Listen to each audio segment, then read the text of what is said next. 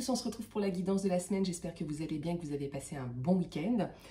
Alors, aujourd'hui, on est avec le grand oracle de l'amour. Pourquoi? Parce que l'amour fait tourner le monde. J'avais envie de vous faire plaisir et donc de vous faire une petite guidance sentimentale.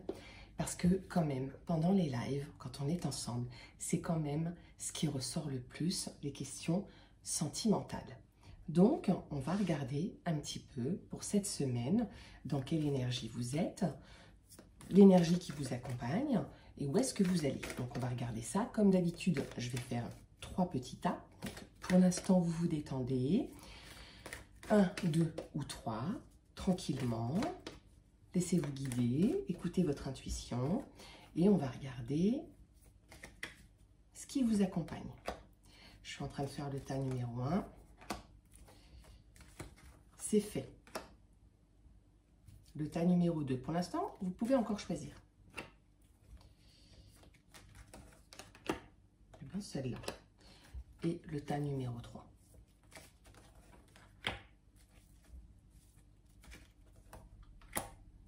Et la dernière. Hop. On regarde à la coupe quand même l'énergie générale dans laquelle on se trouve tous pour cette guidance sentimentale. Bon, le jeu du chat et de la souris. On parle d'emprise un petit peu, mais quand même de la tendresse. Donc, est-ce qu'il n'y aurait pas quand même un petit peu, j'ai envie de dire, sans parler de jeu psychologique, très souvent, dans les couples, on essaie de s'imposer et c'est un peu le jeu du plus fort, de celui qui arrivera un petit peu à imposer sa loi ou sa façon de faire. On va voir. Pour ceux qui ont choisi le tas numéro 1, on est avec les intérêts, la bonté et la peine.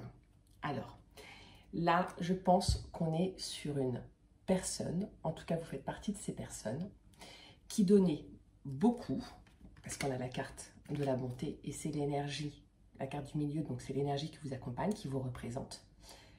Voilà, vous êtes quelqu'un qui donnait beaucoup, je dirais même sans compter et sans intérêt, mais il va falloir voir, vous, quel est l'intérêt dans cette relation. Je ne parle pas d'un intérêt financier. Est-ce qu'elle vous porte? Est-ce qu'elle vous élève? Est-ce qu'elle vous fait du bien, cette relation?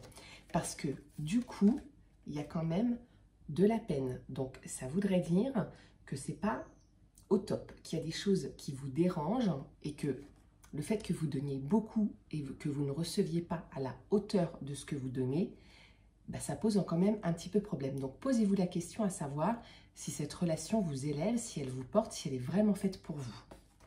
Pour ceux qui ont tiré le tas numéro 2, les cartes numéro 2. Alors, ça ne va pas être évident dans le couple pour ceux qui ont tiré le tas numéro 2. On nous parle d'illusion, de fidélité et de trahison. Donc là, vous êtes là. Est-ce que vous vous illusionnez sur cette histoire? Ça peut être vous comme ça peut être la personne. Est-ce que réellement vous voyez l'histoire telle qu'elle est? Est-ce que réellement vous voyez cette relation de couple telle qu'elle est? Est-ce que vous vous imaginez pas des choses par rapport à cette relation? Votre peur,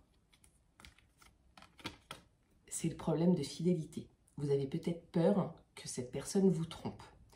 Ou peut-être que ça peut être vous également qui vous sentez peut-être pas à la hauteur et que peut-être vous avez envie d'aller voir ailleurs. Mais je penserais plus pour la première option.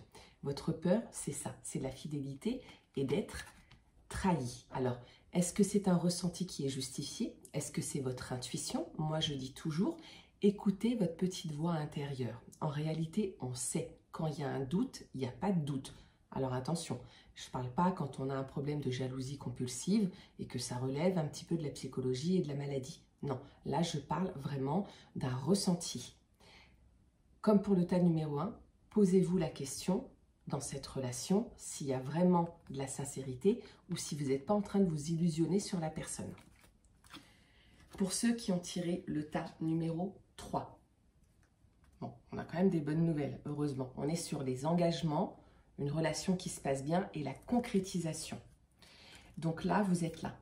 Votre énergie, c'est de s'engager. Que ce soit vous ou que ce soit la personne, vous êtes sur une phase d'engagement. Alors ça peut être rentrer dans la relation, ça peut être déterminer dans quel genre de couple on est, ou ça peut être aussi un mariage, un pax, décider de vivre ensemble, il y a un engagement qui se fait.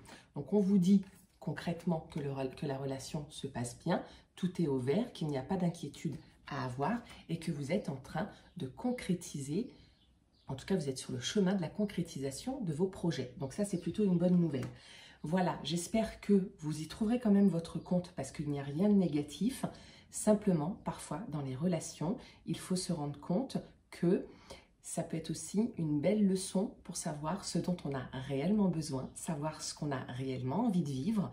Et donc, ça nous permet de faire le point et qu'on peut, nous aussi, faire le choix de quitter une relation qui ne nous convient pas. Et que c'est aussi très bien comme ça. Voilà, je vous fais des bisous, je vous embrasse donc. Prenez soin de vous, on se retrouve très vite pour une prochaine vidéo. N'hésitez pas à liker, à m'encourager, ça fait toujours plaisir. On en a besoin sur les réseaux, c'est ce qui nous fait vivre. Voilà, prenez soin de vous, je vous embrasse, à bientôt.